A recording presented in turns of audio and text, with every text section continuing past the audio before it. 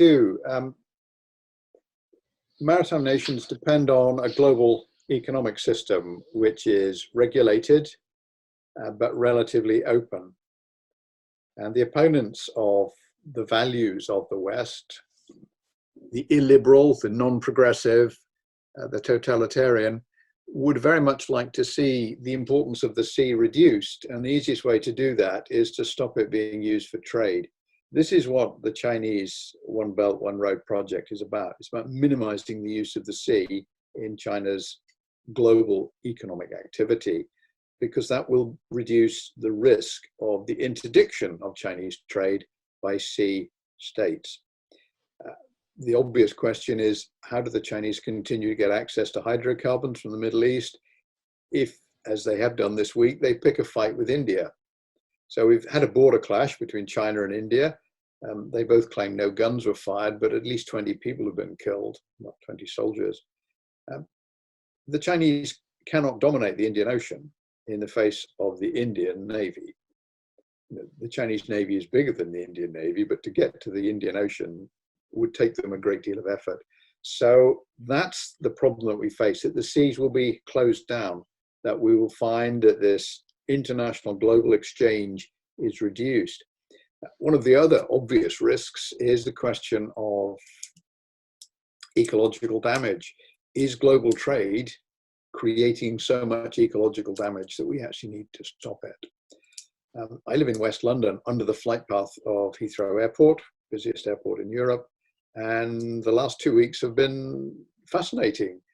The sky over my house is a different color because we have no airborne pollution, certainly much less than we've ever had before. The amount of pollution in the air in London has reduced enormously right across the country.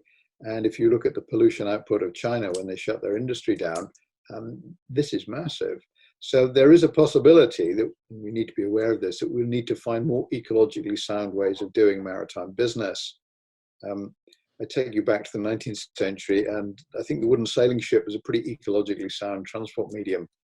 It's probably not adequate to the task, but if we have the ability to find solutions, then there'll be a solution to that as well. So we'll need to think, I think, right round the block about this. This week, I discovered that the United Kingdom has ceased burning coal to generate electricity. For the first time since electricity was first used in Britain, no coal was burned to generate electricity. Well over half of all British electricity is generated by renewables, mostly offshore wind, hydroelectric, and nuclear. So these are all trends for the future. And I think the maritime, the sea power states are more likely to get on board with this development than the authoritarian states. The whole Russian economy relies on selling oil and gas. If people stop buying it, the economy would collapse.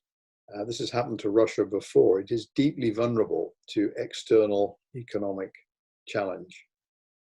China is equally exposed because it relies heavily on exports. And both of those countries depend on that. So the advantages are that we have, I think, a huge element of choice. And I think the continental hegemonic states have far less choice. And I think they will be playing catch up in the next century. Thank you.